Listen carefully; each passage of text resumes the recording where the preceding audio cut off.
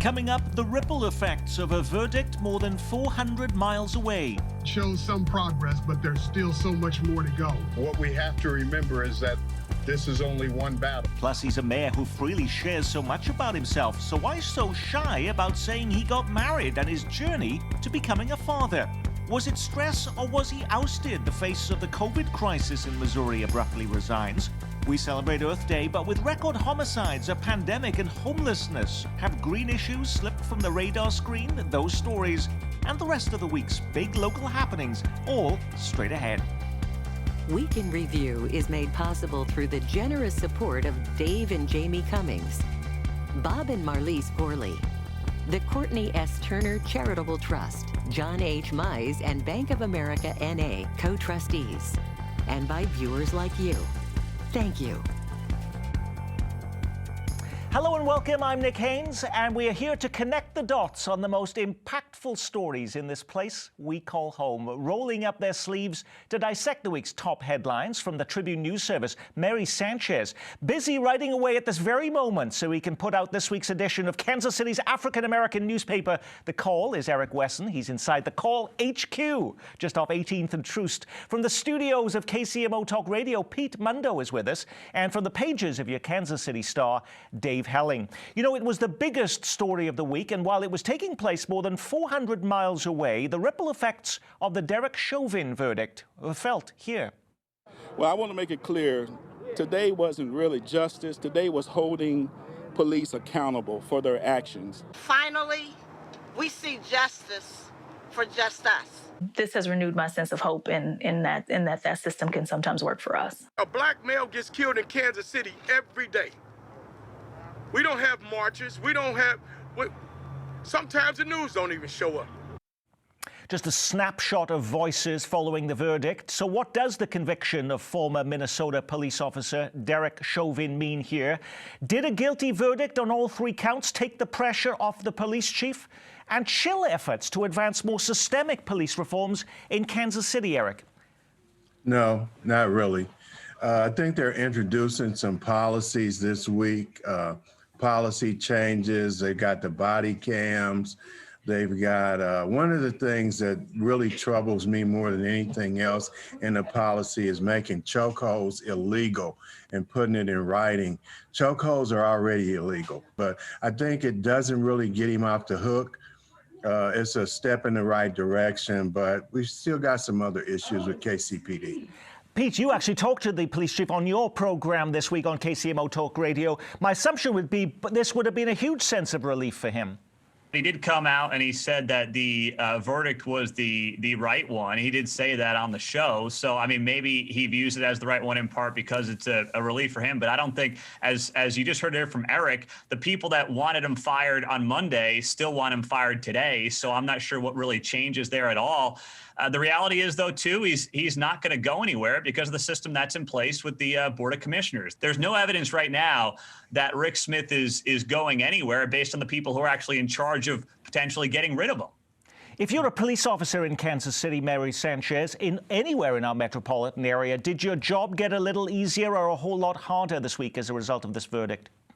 I don't know that it's an either or kind of question. I mean, the issue with policing is its relationships and its long-term relationships with community. You build that day by day, interaction by interaction. So one incident, horrific murder doesn't change necessarily the scope of what happens day to day. And that's the same for all these policies. I mean, Eric is right. So many things are already within policy written. It's how it's played out. It's police culture. And for all the attention to Rick Smith, which I deeply understand the attention as well, it's what is the workplace culture? What do they value? How are things valued? How is the community valued? That's what people want. And that's what's going to just take so much more time. So I do think there are some things we can learn from the verdict in Minneapolis, and one of them is it hinged almost completely on a video shot by a bystander. And police officers have to understand now that interactions with the public will be recorded. So that may have more impact on their activities than almost anything else. Body cameras will make a difference. One other thing I'd throw in very quickly, 2 members of the police board are on expired terms now. Their time has run out, and Governor Mike Parson should be appointing new members sometime soon. That could mean a difference in how the police board sees the chief.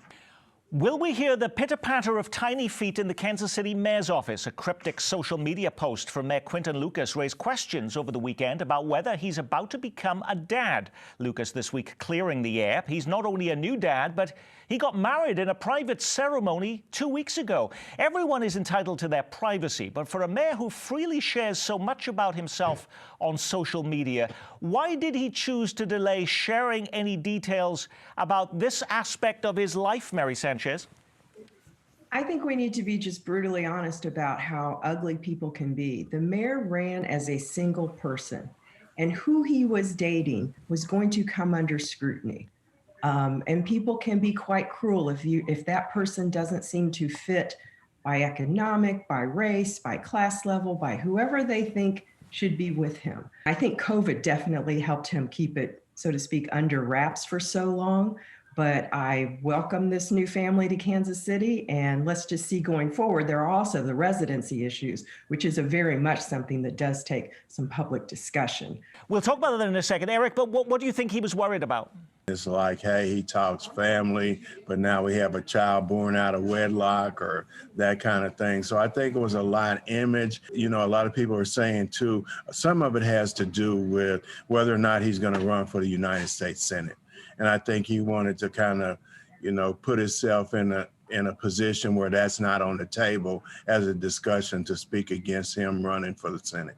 My assumption is, though, now that this has come to light, would he really want to be part of a huge, aggressive campaign for the United States Senate, Dave Helling? Well, he's been a little non-committal on this. He teases a little bit. I'm sure that he's taking a look at it, Nick.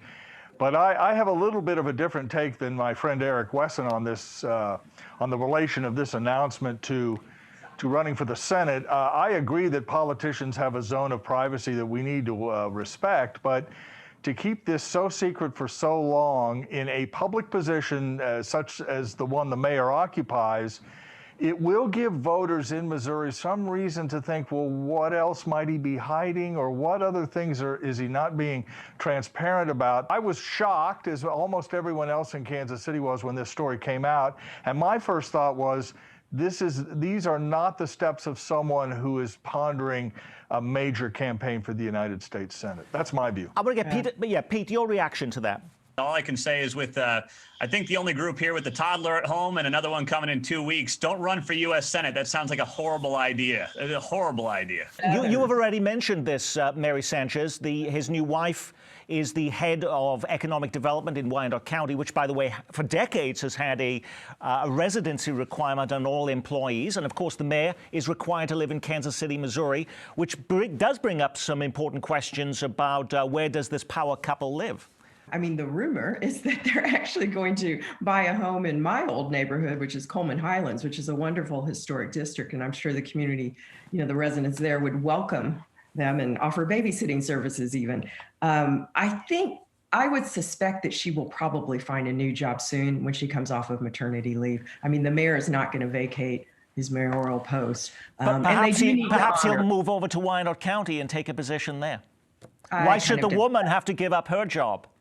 Well, that's a good question. And why should, to satisfy, you know, eager, greedy voters, people need to be married and look like they're all on board as a married couple? He has been one of the most visible faces in the state of Missouri's handling of the COVID crisis. Now he's gone. Missouri Health Director Dr. Randall Williams abruptly resigning this week. Are we any the wiser? Can anybody tell me as to why he's gone? I would say almost cumulative. I mean, he came into Kansas City from North Carolina with a background that was questionable. At the time, I can remember thinking, well, that kind of disappeared fairly quickly. And then just the vaccine rollout, I think it was another issue. I think Mary's spot on there with that, though, where it was a scapegoat, I guess you could say, used by the governor with how the rollout took place with the vaccines, which was obviously clunky, to put it politely. and he was on thin ice with a lot of people already. And that was ultimately the call there to move on from Dr. Williams. But it's weird how it kind of came out, and it was very matter of fact, status quo, as if we were all supposed to expect this when it really came out of left field. I did see a story from ABC News this week, Dave Helling, that talked about, with the headline, "Exhausted, frustrated, facing personal threats and political pressure. Public health officials nationwide are departing their posts at record numbers." Well, that's exactly right. And I'm not sure we have the full story yet on what this resignation was about, Nick. And the governor is being pretty tight-lipped about it. So is Randall Williams. But there are a lot of pieces in motion down in Jefferson City we need to pay attention to involving Mike Parson. There are lots of moving pieces in Jefferson City where we don't have complete clarity on.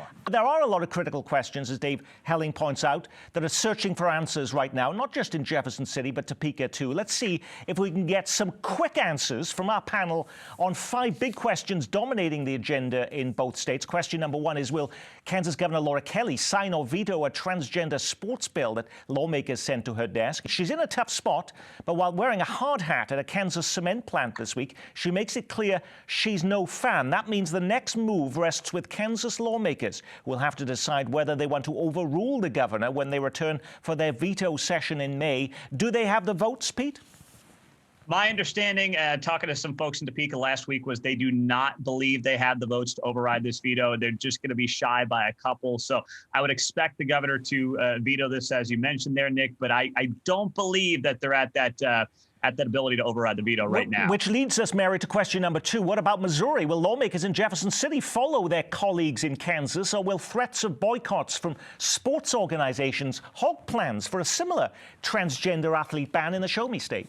Missouri is part of this whole movement to, I think, stick their nose in education policy. Most education, systems they've managed this already.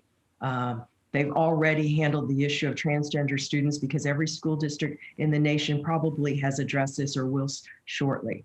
And frankly, as someone who was a high school female athlete, we don't need politicians jumping in trying to save our sports. In Missouri, it's a constitutional amendment that's planned, Dave Helling. Does that mean you and I will be voting on that next year at the ballot box? We'll see. I mean, there are various vehicles going through Jefferson City now on this issue, Nick. I think you're seeing the dynamic of some businesses who say, look, if Missouri or Kansas gets the reputation as of being anti-trans students or, closed-minded on these issues, that they'll take their business elsewhere. And as I talked about last week, Laura Kelly is really worried about recruiting permanent businesses. It's not just the NCAA tournament or football or basketball. It's the idea that some businesses that might open factories or offices here would not do so because of these pieces of legislation that are working their way through both state houses.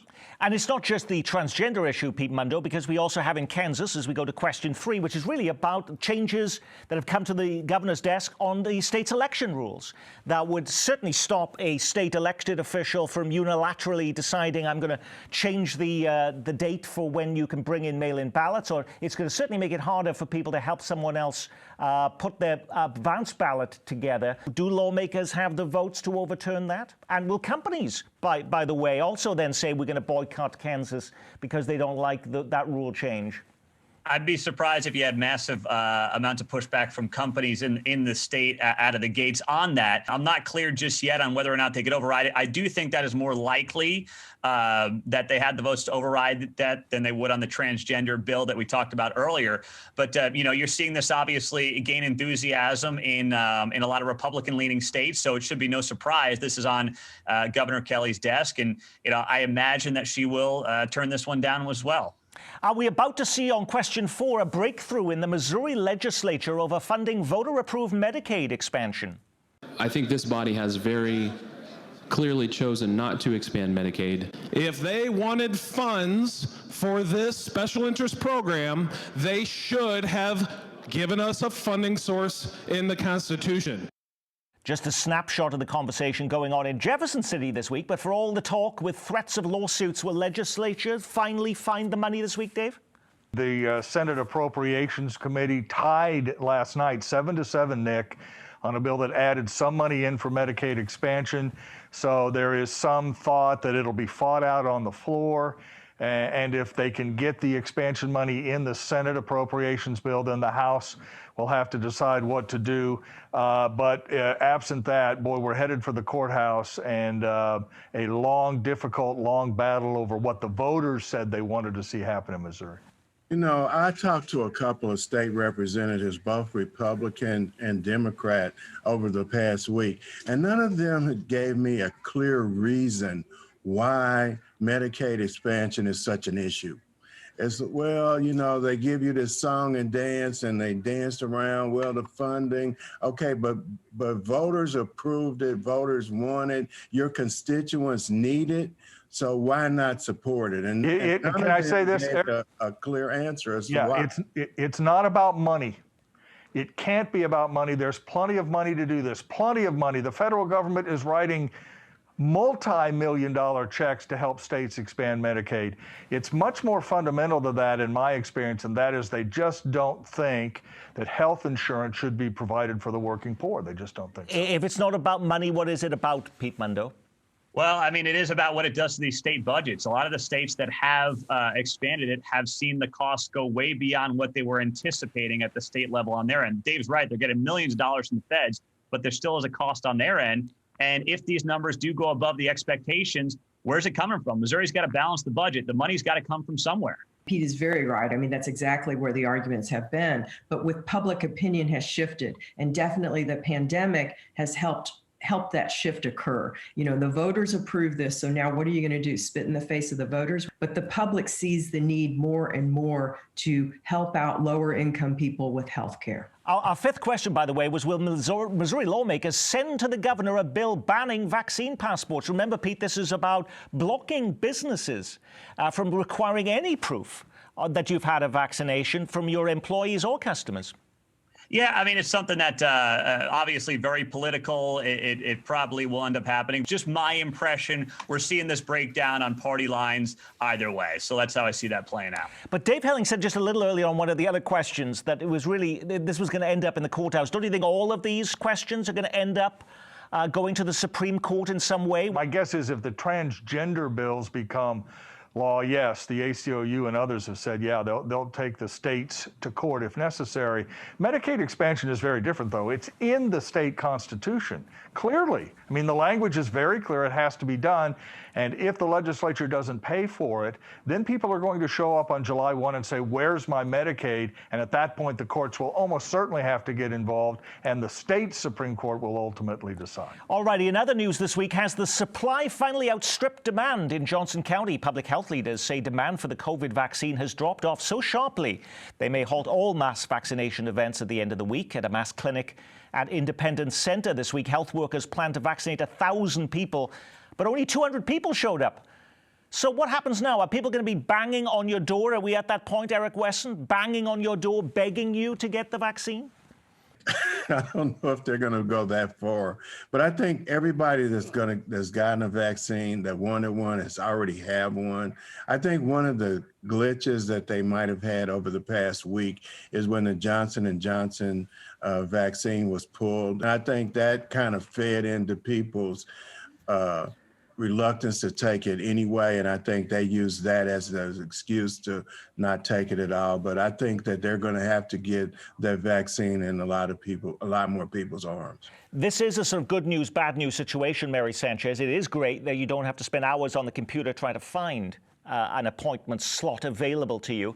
But on the other hand, in Kansas and Missouri, only 1 in 3 people have had the first shot. That means a huge number have no desire at this point to move forward and get vaccinated, even though it could be 80-85% of the population needs to be able to get herd immunity. What are the implications of that? Well, the implications is that we could have these variants and the mutations of the virus really take hold in the area. Definitely, you only hit a certain demographic with these big rollouts. And now we're at the point where they need to shift the message, go targeted attention to more different groups, find different ways to reach them, because we just simply have to reach herd immunity. I mean, it's a public health issue, and it needs to be portrayed as that and played out in that way. I did see this week, Pete Mundo, that in Kansas, more than half the counties now, public health leaders there are saying to the state, don't even send the vaccine anymore. More than 60 counties saying, we just don't want it. We've got enough people who have asked for it. There's no need for it anymore. Well, yeah, I mean, and obviously, majority of the counties in Kansas are rural counties. There are parts of the urban community that feel that way, and there are parts of the very rural communities that feel that way. They seem to be the ones that actually agree on a sense of vaccine hesitancy, I guess you would call it, whereas suburbanites are more likely, or very much more likely, to be open to it. But it's for different reasons. I mean, I think some of in the rural, there is a hesitancy, perhaps they didn't see people dying of it quite at the same levels. And within African American and Latino populations, there is a hesitancy based around a distrust of the medical profession. But more surprisingly, you have people who have been very much at the front of this, from healthcare workers to corrections officers, who also have very high degrees of vaccine hesitancy as well, Dave Helling. People who work in nursing homes and extended care facilities where the death rate from COVID was so high a year ago, also have expressed some concern about it. So yes, there needs to be a much more aggressive public education campaign. But there are some people, Nick, who just won't get a shot. They just won't. They don't get flu shots. They don't like to be injected with foreign substances. That's going to make recovery from COVID both physically and economically much more difficult. It's going to take longer. It's going to be much more spotty because people simply don't want to get shots. This week marked Earth Day. I wanted to actually put together a list of all the amazing improvements that have happened to our environment over this last year, with fewer cars on the road, flights grounded, industry grinding to a halt. Wouldn't you think planet Earth is in a slightly better shape after a year in lockdown? Well, apparently it isn't as clear-cut as that. It's true that early in the pandemic, global restrictions led to the largest monthly reduction in greenhouse gas emissions in history, but it didn't last. December's numbers actually exceeded emission levels. Can you believe that? From the same time a year before. Also of concern to environmental leaders is that the pandemic gave governments an excuse to ease up on enforcing environmental standards and following through on many green initiatives. Big companies and local governments have been walking back promises to hit all sorts of goals, from reducing single-use plastics to meeting benchmarks for more fuel-efficient cars. I did a news article search on Quinton Lucas, Eric Wesson, that looked at the environment and cross-referenced his name with things that he has done, and I could barely find any article since he's become mayor.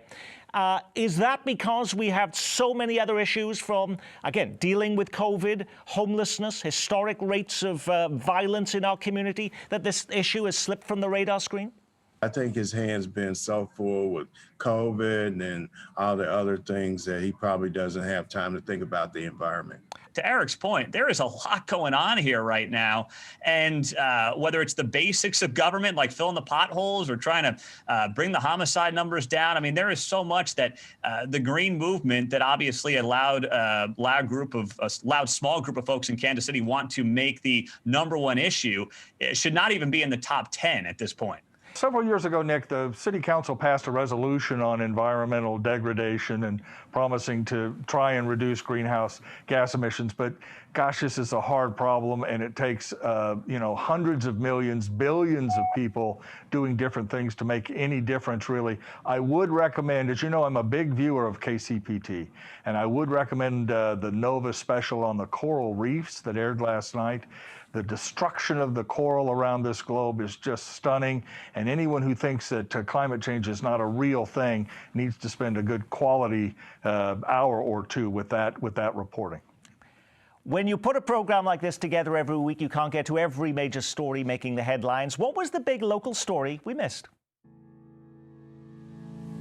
It was a week for breaking records. How about for the most snowfall in Kansas City this late in spring? Laying to rest Chiefs Hall of Famer turned politician Fred Urbanus. Jackson County, by the way, forced to shut down his namesake golf course after a worker misapplied chemicals and killed most of the grass. Lost revenues and repair fees will top $100,000. A bidding war now underway for Kansas City's Southern Railroad as a second Canadian rail company tries to take over one of our biggest local companies. It's finally happening. Groundbreaking this week on both sides of state line for Whataburger. 4 locations are scheduled to open this fall. And no celebration at the station, even though it's an outside event, the Symphony taking no chances and cancelling its Memorial Day concert. Alrighty, Mary Sanchez, did you pick one of those stories or something totally different? Kansas City Southern, I've been fascinated by forever, for a couple decades now. I think people often don't understand just how imperative it is, this region, to issues of transportation and moving product. And Kansas City Southern is right in part of that. Eric Wesson. Josh Hawley raised $3 million in campaign donations, and he's not even up for re-election yet. So whoever runs against him is going to have to come up with a lot of money when he does run in 4 years. Pete Mundo. Kansas City Police Department has rolled out their own TV show that they're going to be doing. I think it's KCPD 1041. Just trying to, humanize, I guess, law enforcement, the men and women who are on the police department.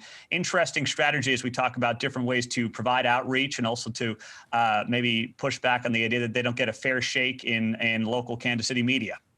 What if you had to make a choice, though? It's on at the same time as Nova doing our climate change story on Coral.